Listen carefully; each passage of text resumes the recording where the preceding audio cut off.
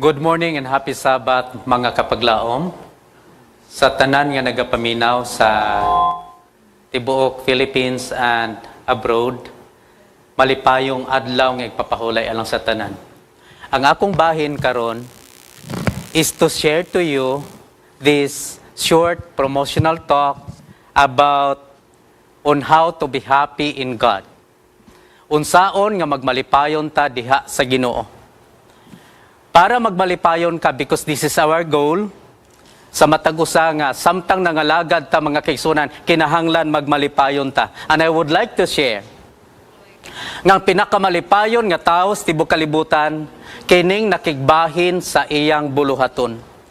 Let me share to you this morning, mga kaigsunan, about how to be a part to evangelize the world. Kay daghan kaayo ta dunggan nga mga promotional talk about evangelism apan natutugkaron gamay ang word nga evangelism. Ang evangelism mga kaigsunan is not only for pastors. Dili lang pud ni sa mga elders, dili lang pud ni siya sa mga kanang liman, pero para ni sa tanan. Mga kaigsunan, I would like to tell you this morning nga si San Pablo nagtugo nato nga ang nagapakigbahin sa buluhaton sa Ginoo ilang mga ngalan nahisulat sa basahon sa libro sa kinabuhi. Ako ning basahon mga kaigsunan sa Philippians 4 verse 3. Nagingon siya, "Yes, I asked you, my true companion, help this woman, since they have contended at my side in the cause of the gospel, along with the rest of my co-workers, whose names are in the book of life." Klaro kaayo mga kigsunan, nga nagingon si San Pablo, nga ang nakigbahin sa iyang pagbudlay diha sa iyang buluhaton, kauban siyang mga kaubanan, ang ilang mga ngalan na hisulat diha sa basahon sa kinabuhi. Si Pablo nagingon, co-workers. Meaning to say, nakiguban diha sa iyang buluhaton, mga kigsunan. Number one, I would like to share, mga kigsunan, nga ang pulong co-workers nakigbahin diha sa buhat sa pagtapos sa buluhaton or mission sa atong iglesia. Nagingon din mga kaigsunan si Ellen G. White, Counsel to Teachers, Parents, and Students, page 554. Nagingon siya, "The secret of our success is found in uniting together." Ang sekreto diha sa pag-apil sa buluhaton, mao ang pag-unite together. Imagine, kung magtrabaho ka diha sa buhat sa Ginoo, we are considered as God's gardener. Ako as nagtubo ko diha sa family sa farm, sa akong papa ug sa akong mama, I understood nga dili ka maka-harvest kung dili ka magbudlay. Normally, ang mga giplant na mo, rice o kining corn, normally, ma-harvest na siya sa sulod sa 3.5 months. Walay ga-harvest og pila lang kaadlaw. Walay ga-harvest og simana. Apan, I would like to tell you, mga kigsunan, ang gi-emphasize ni Ellen G. White is, we need to unite our efforts. Na si Papa, na ang mga anak, and they do together in the work para makahimo tag harvest. Dirita sa church, dili pwede nga pastor lang siging lakaw, siging budlay. Dili pwede nga church leaders o elders lang ang siging budlay sa atong iglesia. We need to unite our efforts para makabaton kitag dako nga harvest. Dirita mga kigsunan, let's move on. Para masabtan nato, adunay formula nga akong i-share. Kining ato karon nga pamaagi sa pagdaog og hamiling kalag nga gitawag og care group. Ilalom sa pagdumala sa IEL or Integrated Evangelism Lifestyle. Kini siyang gitawag mga kaigsoon nga care group. Ihatag nako ang formula. First, ang gitawag nga IF or Intercessor Family plus CF or Cared Family equals Care Group. Matod pa sa formula mga kaigsoon, kinahanglan tag Intercessor Family. Kinsa ni sila? Para ato masabtan igsuon, matod pa sa manual sa Care Group, ang Intercessor Family, they are active members of our church. Dili tong mga talagsara mo simba. Nya dugay pagyud mo to nga sa church. Katong active members sa atong iglesia. Kini siya nga family mga kaigsunan. Mauni siya ang mag-intercede ngadto sa ilang gitawag nga cared family. My question is, kinsa pud ni ang atong i-care? Mga kaigsunan, pwede ni sila atong membro sa family nga dili pa magtotoo. Meaning, they are not yet SDA.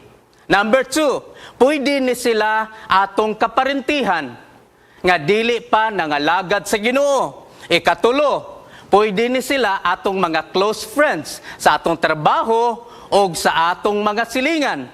Mao kini atong target sa atong gitawag nga cared family. Kung matag membro sa iglesia, matag family sa atong iglesia, makigbahin, will unite together in this work mga kaigsunan. Imagine ka, sa matag care group, pila man ka families na diha. According to the manual, 6 to 7. Dili ng 6-7 ha. Families. 5 to 7 family members. Pila pod kabuk membro matag family? Pwede 3 up to 5 members. And look at the figure. Example sa atong care group na ay 7 ka pamilya. Tagtulo sila. 7 times 21. 7 times 3 equals 21 na. Remember, ang 21 sa isa lang ka care group, mudaog og isa ka hamiling kalag, matagusa sa isa ka care group, mo target taog 21 pod ka souls, good for 1 year. So karon mga kigsunan, aniya, matag care group lang, na sa isa ka simbahan, dili man isa ka care group lang. Ang isa ka simbahan, labi na itong dagko ang mga churches, naana sila sa 10 to 20 care groups. Diri lang ta sa 10. Matag 10 ka care groups for 1 year, mudaog sila og 20 ka mga kalag sa isa ka tuig. Pila man natanan? Isa lang ka care group. Sa isa ka care group, 20. Unya kay napulo man. 10 times 20, pila man na?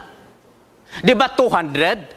Sa isa lang kadako nga church, ang goal sa pastor mga kigsunan, madaog na sa isa kadako nga simbahan.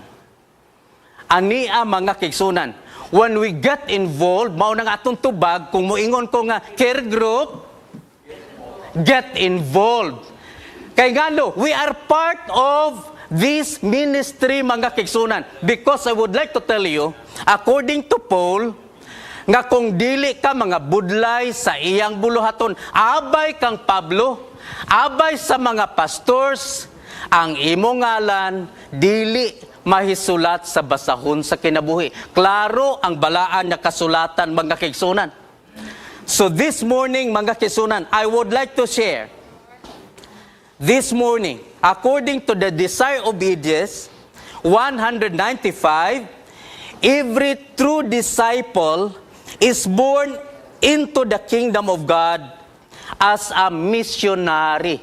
Meaning to say, tanan ta mga kigsunan, kinahanglan makigbahin sa buluhaton sa Ginoo. Get involved. Adunay cafeteria worker. Ang iyang buluhaton, matag karon og unya nagapak siya lunch para sa mga unay sa cafeteria. Ang iyang gibuhat, matag pack lunch nga gihimo, gibutangan niya Bible verse. Kabalo ka unsay nahitabo? Usa niya nakapanahon doon ay family nga nangaon sila dito sa maong nga cafeteria. They found sa Bible verses and they were inspired og sugin lang taka because of that na convert sila sa pagpangalagad ngadto sa Ginoo with that simple way. Sa pagministeryo, pakigbahin sa buluhaton, Bible verse lang ilang gi-share, na himo silang magtutuo diha sa Ginoo.